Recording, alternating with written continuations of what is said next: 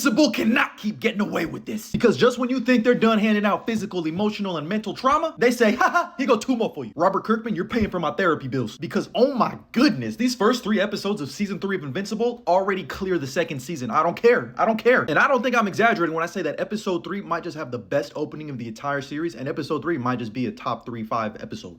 And me and you, we gotta talk about it. But of course, I'm gonna be going into spoilers, so if you don't want to be spoiled, make sure you drop a like, follow, come back later, because I do want to hear your thoughts. We kick off the season with Mark fighting a giant one-eyed monster. Crazy sentence, I know, stick with me, let me land. Because after getting his ass kicked by Anissa, he's on his Rocky montage Dragon Ball Z training arc. When he jumped from the Earth to the moon, back to Earth, like what I do from wall to wall from the pool, I was like, all right, he's different, Mark. You got to lock in this year. When they were listing off all the shit that Mark has increased over a high percentage, I was like, yeah, we got to test that motherfucker for some heat. But him and Rex go on a mission to stop these people that wanted to steal the Declaration of Independence. Nick Cage? Dog, this shit was so light work for him. They were having a conversation of why Mark should be talking to Adam Eve while fighting these dudes. Me personally, I'm not taking that level of disrespect. I'm just not. Then out of nowhere, Duplicate's brother pulls up and starts jumping the shit out of Rex as he thinks he killed Kate. Thankfully, her and the Immortal pull up and they're like, oh my god, Kate, you're alive. Mark goes back home to hang out with his little brother, Oliver, and while he's playing catch with him, Oliver reveals that he already got powers. And this just opens up a whole new can of worms. We also find out that Ray is alive, which I already knew because the fucking comic book readers decided to go into my comments like, dog, I'm choosing to watch the show, not read the fucking comics for a reason. Debbie gives Oliver the talk about secret identities, but of course, Cecil was watching and he knows that Oliver already has powers, and what does he want to do? Recruit him. Like, child labor laws have to come into effect at some point. Mark finally decides to tell Adam Eve how he feels about her, and just when you think Mark bagged her, he tells her about what the future her said to her, and now she thinks she's desperate and he's a fucking idiot. But too bad, because the only 2 superheroes left on the planet to stop Doc Seismic are you and her.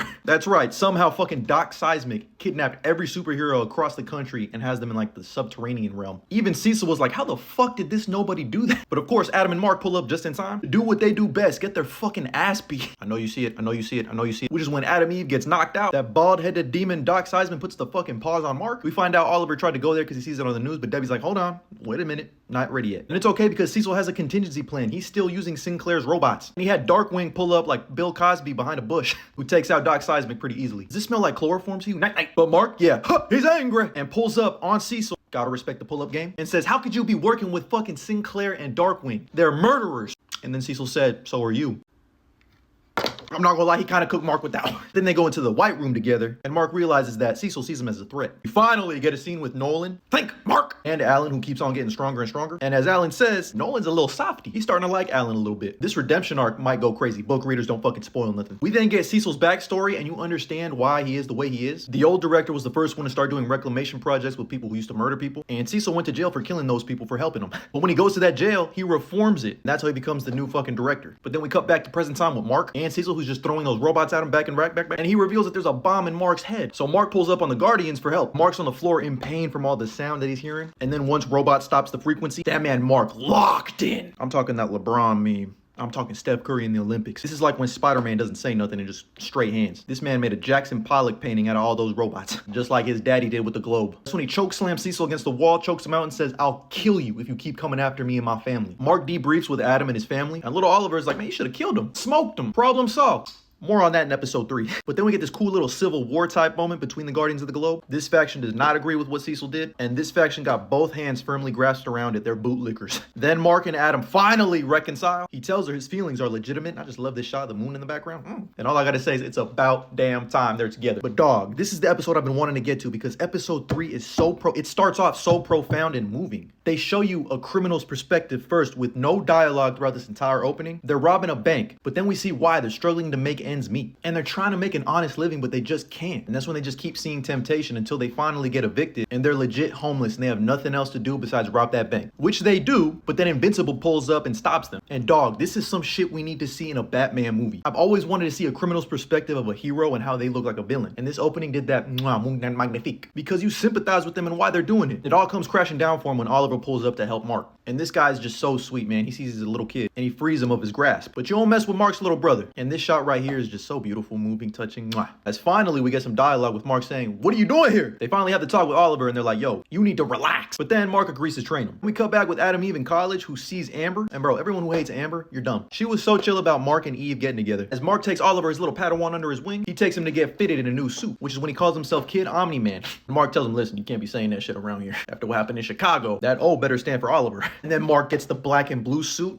That's how he's gonna leave the fucking criminals after he's done with them. Yeah. And they go on their first mission mission together to stop Furnace and Dollar Tree Electro, but Oliver was only supposed to watch Mark stop him, and of course he intervenes. He gets hurt, and Mark wipes the floor with him. Meanwhile, Debbie tells her new boo thing the truth, everything about Nolan, her kid, and he's cool with it. Mark and Eve have a nice another sentimental moment, and they have a date. But ah shit, my Mahler twins are back. I love these guys. And this cannon right here, somebody better nerf this. They infiltrate a military base with a nuke till the Guardians of the Globe show up to get packed up and folded like laundry. The only thing they were guarding was the corner of this room. They really look like that dirty pile of clothes in my room. But of course, Mark sees this on the news and he's like, all right, I'll help out. But shit, even that gun has an effect on Mark. And you guessed it, Oliver pulls up looking like a demon. Like, oh my God, this shit was so cold. Who taught this man to have aura at this age? Although I don't know how much aura you can have with that silly ass outfit. And I'm not gonna lie to you, Oliver was kind of talking crazy to him. He was like, listen, you don't want to do this. Stop right now. And the Mahler twins ain't no bitches. Let's start beating the dog shit out of Oliver. And Mark, he didn't like that, not one bit. But in the middle of the fight, the Mahler twins just launched the nuke. So Mark goes after it and tells Oliver to just leave. So while Mark goes up to try to stop this nuke, the Mahler twins were talking crazy to Oliver. So he said, ha, try saying that shit again. He breaks one of the Mahler twins' jaws and Mark goes headfirst with a nuke. Oliver really hit the Mahler twins with the uppercut from hell as he fucking murdered the Mahler twins. I like them. What the fuck? You your daddy's son for real. He definitely kills one of the Mahler twins by accident, but the second one, he's like,